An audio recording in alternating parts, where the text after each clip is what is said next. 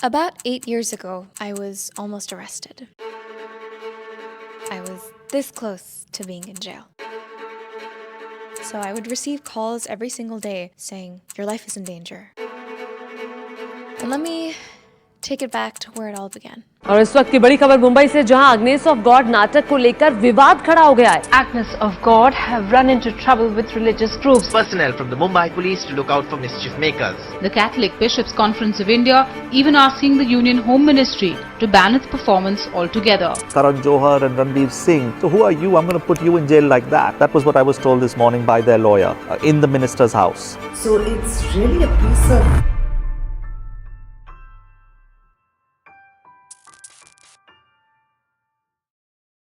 Back in 2015, I was on a gap year. I had gotten into college and also had the opportunity to play the lead role in a theater show. I was 17, relatively responsibility free, and I figured, why not take this opportunity to deep dive into this craft and really see what it's like to pursue a creative profession. During that year, I did theater, all of these things. I'd gotten the opportunity to play the lead role in a theater production. The show was called Agnes of God, and it was a 3-person show. There was Agnes, which was the role I was playing. There was a mother superior, kind of nun, and there was a psychiatrist. My co-actors, I was 17 at the time, my co-actors were 50 and 70. It was an acting and singing show, and truly, I think, prepared me for all that was to come in many aspects of my career. A few days before our opening night, we were at the director's house practicing, and we receive a call from somebody saying that they have filed an FIR against us, want to arrest all of us, and imprison the director. Now, initially, we thought that it was a prank call because it seemed a little bit ridiculous, but turns out it wasn't. There was this person who, in an attempt to gain money, fame, power, or honestly all of the above, was using our play as a scapegoat. This person, his name was Joseph, and he was the head of this organization called the Catholic Secular Forum. And he had somehow managed to get the Home Ministry involved, the local police involved, and had rallied people together to ban our play. Now, you might be wondering, why in the world would this matter? In a world where theater is actually quite underappreciated, we were very, very confused. Now, for context, this play, Agnes of God, is a well-known story. It's a 1982 Broadway show that was being performed in India, but in the past has been adapted into a movie that's won the Oscars with famous people like Meg Tilly, Jane Fonda. Even the Vatican has endorsed it as a must-see because the play touches upon certain themes that it will go into. And it seemed a little bit ridiculous that this was happening, but it was, and there was nothing we could do to stop it. So the next few days, absolute chaos ensued. We were told to send our agents and representatives to the lawyer's office. We ended up going to local government offices, the police station. So the other 2 actors sent their agents. I sent my mother. It was insane. In those few days, felt like there was so much chaos, and it truly felt life-changing. At the time, I wasn't on social media, but it would have been very interesting to see how that might have played out because I had just turned 18 around this time, and I was no longer off limits to the press. So usually when you're below 18, you can pawn off questioning by saying that you're a minor and there are laws protecting you. The second you turn 18, you're an adult and you no longer have those protections. So I would receive calls every single day saying, "Your life is in danger. How are you feeling about it? Aapki jaan khatre mein hai. Aap kya karna chahte hain?"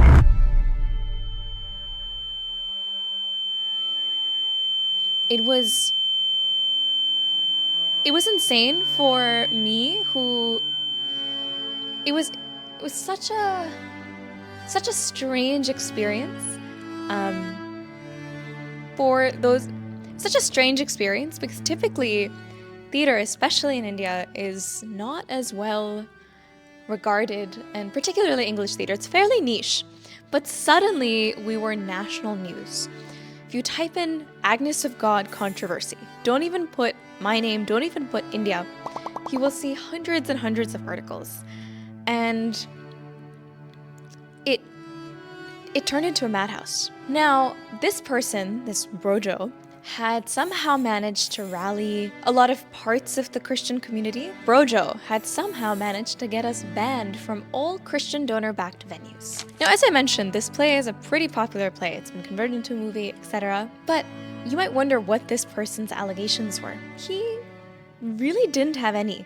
He tried everything from "you're committing blasphemy" to "none of the actors are Catholic" to "the West may be ready for this, but India is not," and was somehow able to rally up sentiments and power with politicians. And for context, the premise of the play starts with Agnes, my character, having potentially killed a child. And while of course that may sound blasphemous to a degree, you would have to watch the play to understand why it's actually so life-changing to have that as the premise in so many ways. And as I mentioned, even the Vatican has endorsed it as a must-see because the play touches upon topics like miracles, mental health, child abuse, and a lot of really important issues. Now, our opening night, we were a little bit stumped because this Brojo had managed to get us banned from all Christian donor-backed venues, which, if you think about it, is a lot in India, given colonial rule and the like. So we weren't allowed to perform at our original venue on the Sunday night that we were supposed to.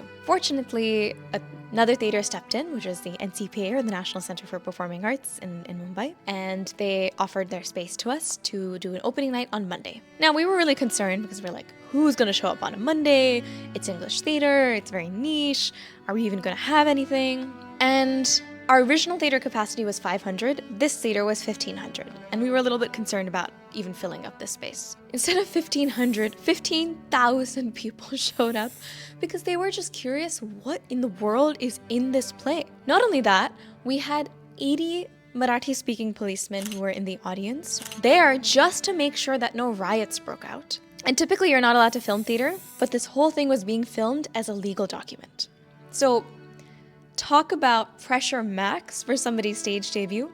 I remember being in the green room and running outside just to get a little bit of energy, as in just like skipping, woo, scampering outside and bumping whack into a police officer. And I was like, namaste, sir. And it was kind of insane to realize the pressure that this play had, beyond all the pressures that being on stage already comes with and encompasses. We end up doing our opening night. It goes really well. The audience enjoys it. Fortunately, there are no riots. And at this point, the press coverage had been so much that I think a lot of people were trying to protest against why this play is being banned. Because it was very, very clear at that point that this person was just trying all sorts of tactics. For example, in our posters of the play and promo material, there were pictures of the three of us, and since I was playing a nun, Agnes, I was wearing a nun's habit. This person had taken a photo, blown it up, and made it appear as though I had a pregnant belly, and really blown it out of proportion, which was A, incorrect, OJ deepfakes, B, just painting a totally different picture and manipulating, as we know, happens all the time. And as you can imagine, as an 18-year-old, with people constantly calling and saying, how are you feeling about this? Journalists, left, right, and center, how are you feeling about this? Aapke jaan khatre mein. How are you dealing with this? It was a lot. It was a lot to deal with, a lot to digest. But honestly, it fueled me even more, and I think it really pushed me into doing what we do today. Because up until that point, I knew that I was really, really passionate about health and education and the performing arts, and I thought, oh, maybe I'll do something in one of those fields and, combine art with it, etc. But that night, I knew that I wanted music and art to be a huge part of my life. And I wanted to be an artist, and it really changed my framework because I saw the power. I saw the power of the story. I saw the power of the message.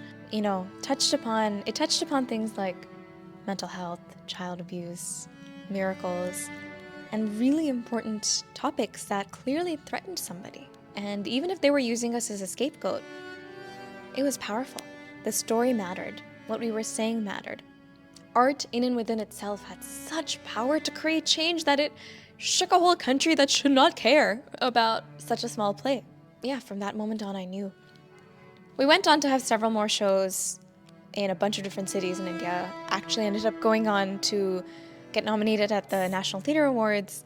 It was kind of crazy and amazing. But every single show felt so powerful because it felt like our voices mattered, our message mattered. It truly felt that way, and it's funny because I talk about it with distance now and say, oh my god, it was so crazy, people were calling me. Just imagine at 18 being told you might go to jail tomorrow, being told, knowing that there might be an FIR in your name, journalists calling you left, right, and center, and they're not, some were really kind, some were not, because it was sensationalized news for them, you know? And it also taught me a lot about really the power a story and voice can have, because that same year in 2015, there was a bunch of art that was banned or cancelled. There were artists from Pakistan and other countries that were not allowed to come in. A couple movies were censored, and I think it was the start of certain kinds of censorship that I have thoughts on. But more than that, you only censor something if you feel like it has the potential to have impact. And you may consider that impact to be dangerous, but clearly it's making a difference and it's moving in some way, and that to me is so powerful. There's many more stories associated with this.